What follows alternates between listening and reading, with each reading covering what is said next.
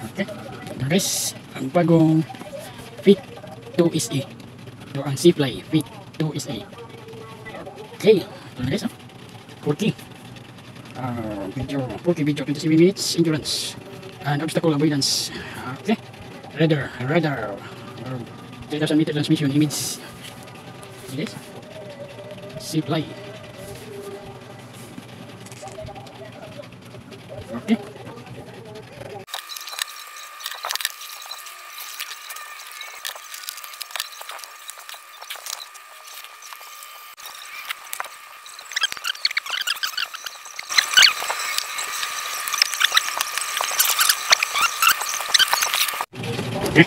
Guys, ang ganda ng ito ang ating bagong drone guys. Ito ang C-Fly Fit Mini 2 SE. Ang ganda nito guys. Abangan natin ang pag-testing. Card reader guys, na previous. Ito ang kanyang extra propeller, ang kanyang hexagon grabe.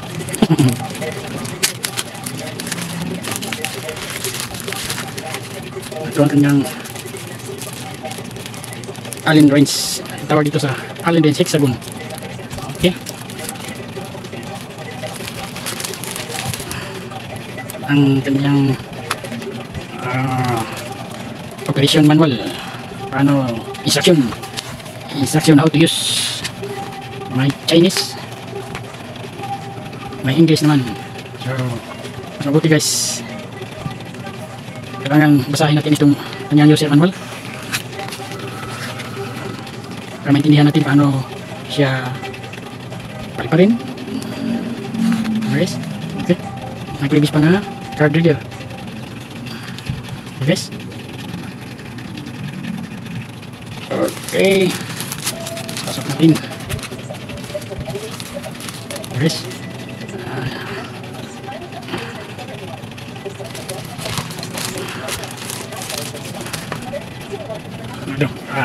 May previous pang ano ito, tingnan natin. Okay, sticker lang pala. Sticker. Okay. Okay, dito muna tayo sa drone. Okay, ito na guys, kanyang battery, ang bigat ng battery. At itong battery guys ay 11.4 volts na ito guys. 11.4 natin. Oh, kanyang motorless brushless, parang malaki, parang malakas ito, lumaban sa hangin. Malakas ito kasi malaki ang kanyang motor. Okay, ito ang kanyang camera cover. Tanggalin natin. Ano ba ito? Okay, ito lang. Oh, paano ba ito? Okay. Okay, ito guys ang kanyang 3-axis camera. Okay.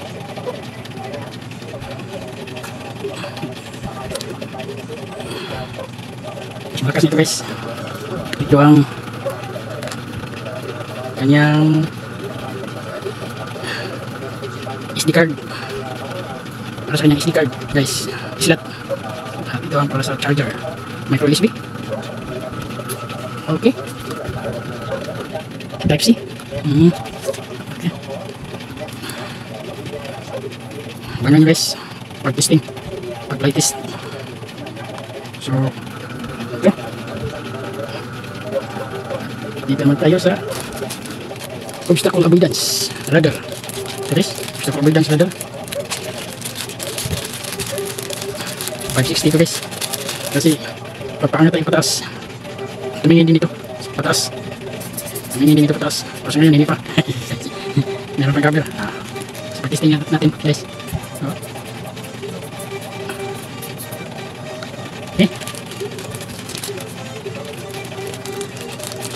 pasok muna natin. Ito ang kanyang charging hub.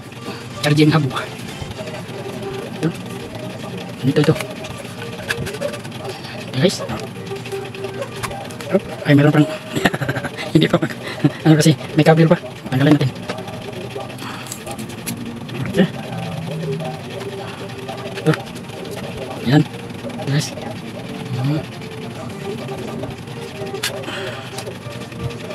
Balik mo natin. At dito naman tayo sa remote control guys. Okay.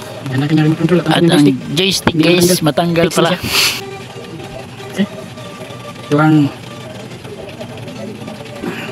power on guys. Power on, power off. Ito naman ang lalagyan natin ng ating cellphone. Guys. At ito ang return to home. At speed, sport mode, and normal mode. At ito ang take off and landing. At ito guys, ang kanyang antenna pin natin. May repeater ba? Parang may repeater siya guys. May wire, dalawa. Ha? So, ito naman guys ang post natin ito para sa photo. Ito sa video and photo. Okay, ito naman guys sa angle sa camera. Okay, up, down. Ito naman guys ang pagpa-adjust din sa zoom. Mataas ang zoom ito guys, tingin ko 50% pause natin, then move up, down. Okay, ito ang joystick, pa up, down, turn right, turn left. Okay, ito naman ang kanan ng joystick, paabanti, forward, backward, leftward, rightward. Okay, papuntang kaliwa, papuntang kanan, pagbabaw, paubos, no, abanti, atras. Okay, maya, abangan nyo guys pag-testing natin, pag-flight test. Okay guys, ito ang power. Pause natin guys ha, meron pa bang laman, meron pa bang power battery? Isa na lang. Okay, wala na siyang power, kailangan natin i-charge dito guys. At ito kanyang data cable, tatlo ang kanyang data cable. Ang charging cable naman ito. So magcha-charge muna tayo guys ha, sandali. Okay guys, ito ang kanyang data cable. Try nga natin.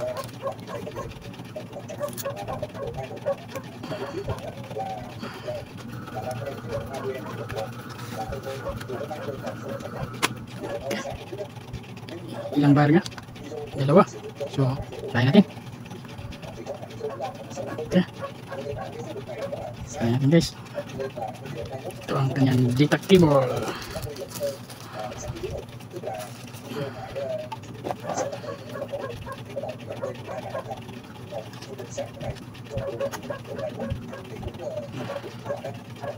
Okay.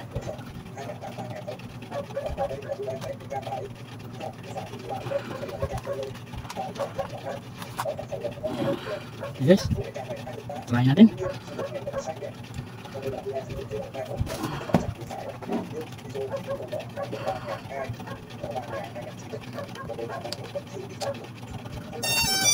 Okay, tingnan natin ang kanyang gimbal camera. Okay, okay guys. Oh, mayroon pang cover. Tanggalin natin. Mamaya na. Okay. Ito ang power. So, mayroon dalawa na. Okay lang. Try lang naman. Pag mag-green na ito guys, mag-buy na agad ng drone at ang remote. Antayin mo natin. Okay. Binding na. So, choke natin. Okay.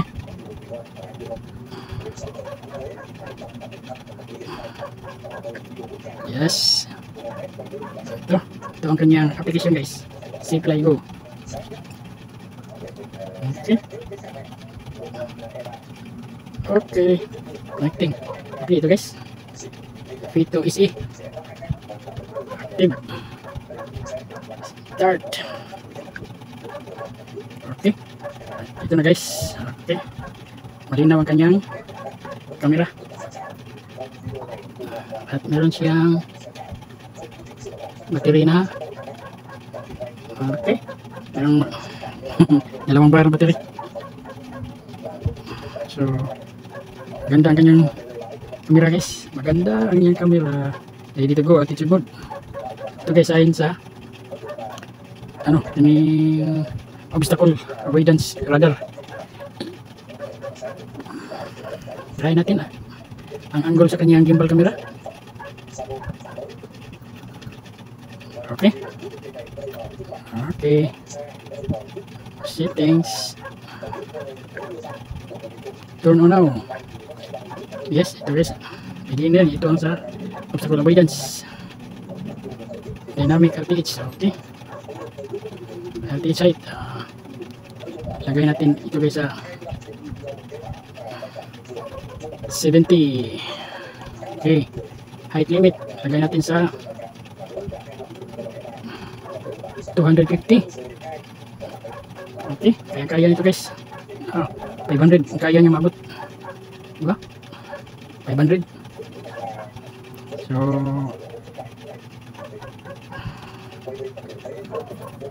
follow the local vision. Okay.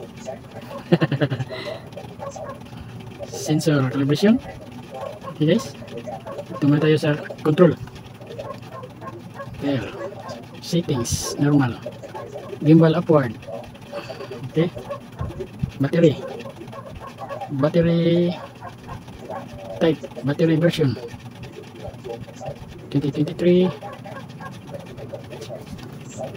Battery aviation.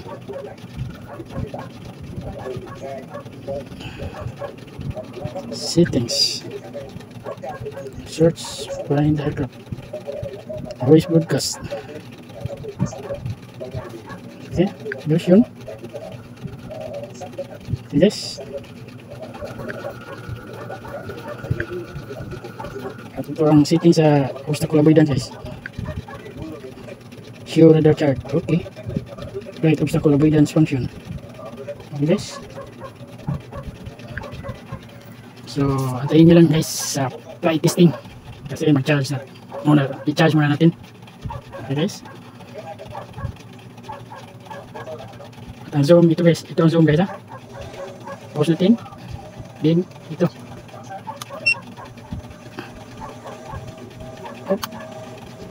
Okay. Function na guys. Okay. Ang zoom. Diba guys? Zoom.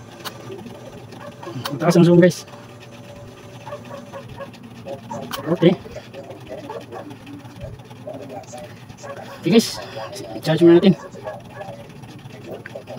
Abangan nyo guys ang pag-flight testing. Okay guys. Ibangin muna natin itong drone. Ilang grams ba itong V2SE. Okay.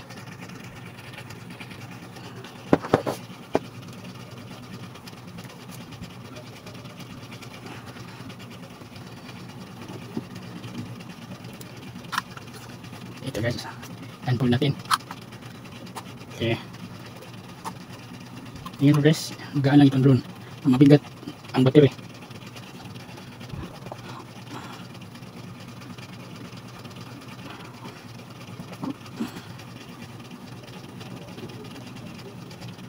Okay.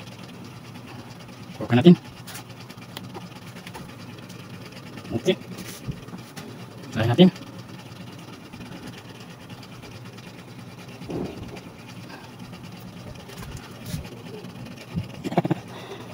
Laging kasi mayroong problema. Ito lang.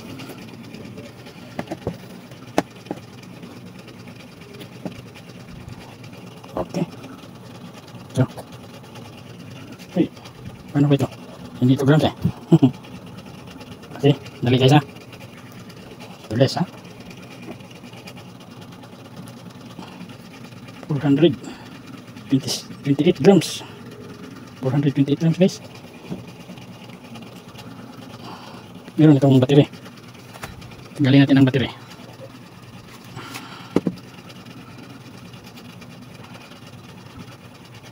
226.5. Guys, 226.5 grams. Ulit natin ang battery.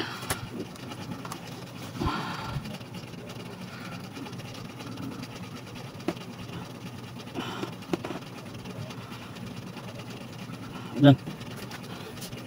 426. 500. Ano ba talaga? Okay. 502 guys. Kasama ang battery. Okay. 502.4 grams. Bigat ito guys. Kasi mas malaki ang battery niya.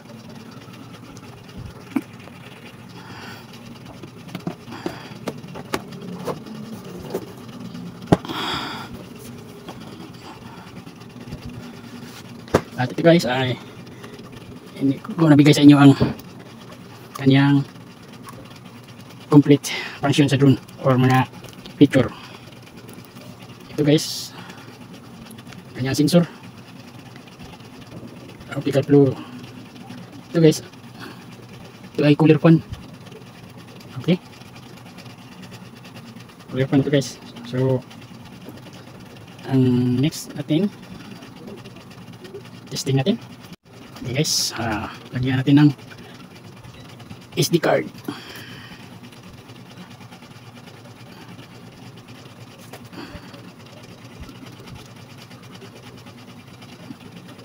Okay guys, ang SD card.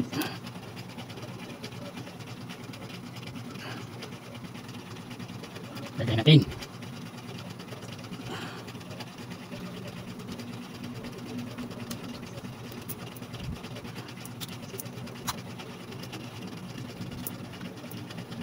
Okay.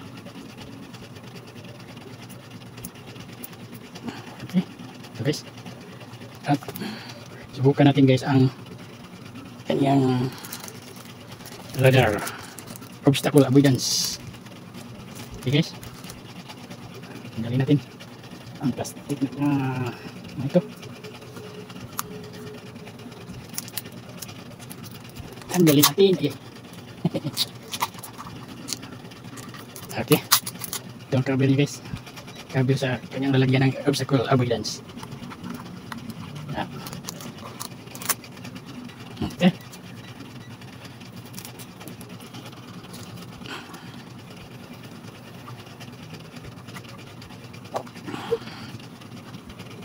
guys ito ang obstacle avoidance guys. 260, 560 lahat kasi pupunta ito sa babo.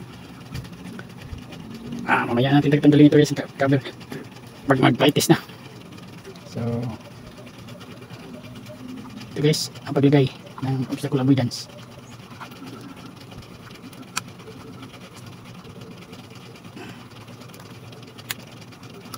Okay, click na. So tanggalin natin. Okay, lagyan natin ang battery. Try natin. Okay, at ito guys ang try natin kasi tapos na itong charge guys. Okay,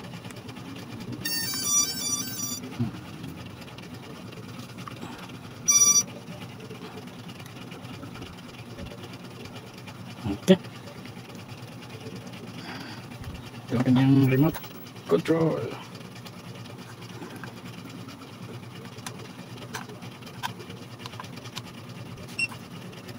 Okay,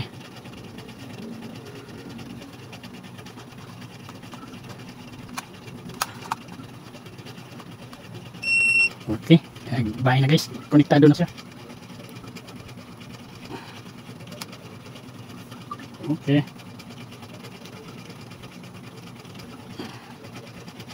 hindi nag-connect. Bakit kaya?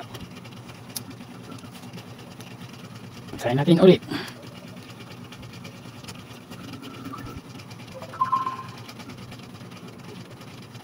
Okay, okay, ang application nito guys, ang Zipline Go.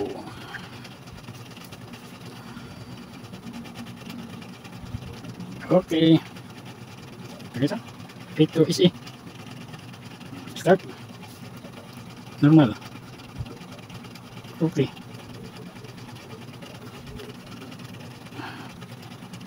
Macam kaya ang avoidance. Tingnan natin guys.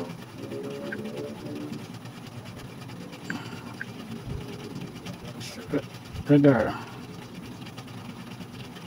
Hit. Cancel. Okay. So, pro natin ulit.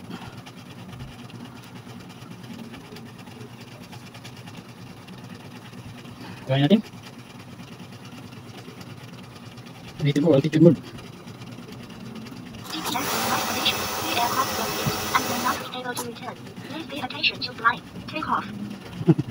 Okay guys, hindi siya mag-take off kasi meron siyang obstacle avoidance. So, meron siyang 32 GB ang kanyang memory card. So, okay.